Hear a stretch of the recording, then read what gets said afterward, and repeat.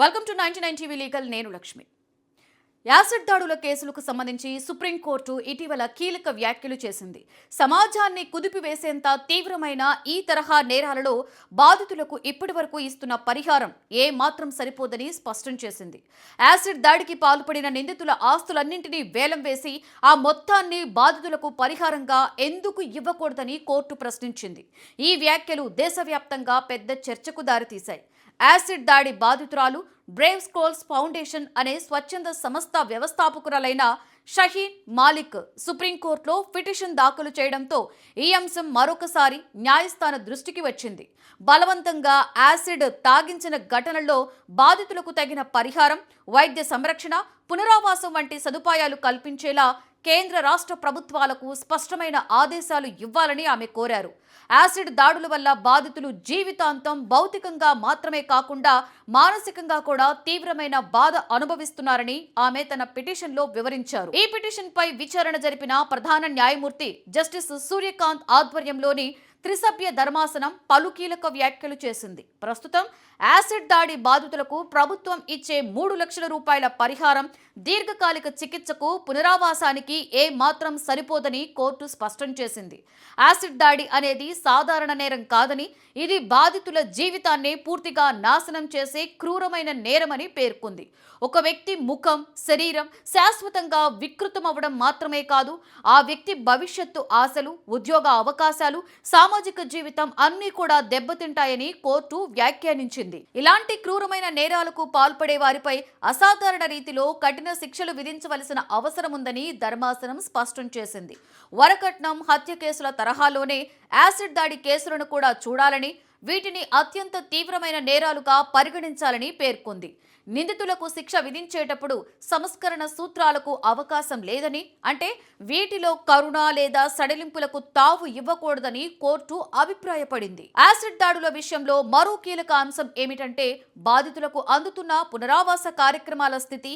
ఈ విషయంపై స్పష్టత రావాలనే ఉద్దేశంతో అన్ని రాష్ట్రాలు, కేంద్రపాలిత ప్రాంతాలకు సుప్రీంకోర్టు ఆదేశాలు జారీ చేసింది.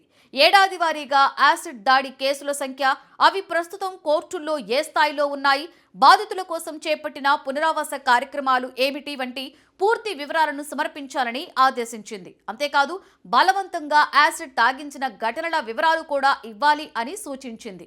బాధితుల విద్యార్హత, ఉద్యోగ స్థితి, వైవాహిక స్థితి, ప్రస్తుతం వారు పొందుతున్న వైద్య చికిత్స, ఇప్పటి వరకు జరిగిన వైద్య ఖర్చులు, భవిష్యత్తులో కావలసిన చికిత్స ఖర్చుల వివరాలను కూడా సమర్పించాలని కోర్టు స్పష్టం చేసింది.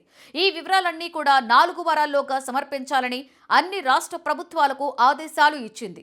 దీని ద్వారా దేశవ్యాప్తంగా యాసిడ్ దాడుల వాస్తవ పరిస్థితి ఏంటో స్పష్టమైన చిత్రం బయటకు రావాలని సుప్రీంకోర్టు భావిస్తోంది.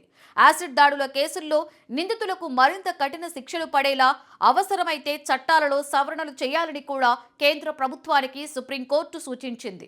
ప్రస్తుతం ఉన్న చట్టాలు ఈ తరహా నేరాలకు సరిపడా కఠినంగా లేవని, శిక్షలు భయపెట్టే స్థాయిలో లేకపోవడం వల్లే ఇలాంటి ఘటనలు కొనసాగుతున్నాయని కోర్టు అభిప్రాయపడింది. యాసిడ్ లాంటి ప్రమాదకరమైన రసాయనాల విక్రయంపై కూడా మరింత కఠిన నియంత్రణ అవసరమని పలు సందర్భాలలో సుప్రీంకోర్టు ఇప్పటికే పేర్కొంది. నిందితులకు కఠిన శిక్షలు విధిస్తేనే సమాజానికి బలమైన సందేశం వెళుతుందని ధర్మాసనం స్పష్టం చేసింది. ఒక వ్యక్తిపై యాసిడ్ పోయడం అంటే కేవలం ఒక నేరం మాత్రమే కాదు, అది మానవత్వంపై దాడి అని కోర్టు వ్యాఖ్యానించింది. బాధితులు జీవితాంతం బాధతో జీవించవలసి వస్తే నిందితులు కొన్ని సంవత్సరాలు జైల్లో ఉండి బయటకు రావడం న్యాయసమ్మతం కాదని కోర్టు భావించింది. అందుకే నిందితుల ఆస్తులను వేలం వేసి ఆ మొత్తాన్ని కూడా బాధితులకు పరిహారంగా ఇవ్వాలి అనే ఆలోచనను కోర్టు ముందుకు తీసుకొచ్చింది. ఈ వ్యాఖ్యలు కేవలం న్యాయపరమైనవి మాత్రమే కాక సామాజికంగా కూడా చాలా కీలకమైనవి. యాసిడ్ దాడులు ఎక్కువగా మహిళలపై జరుగుతున్న నేరాలు కావడం గమనార్హం.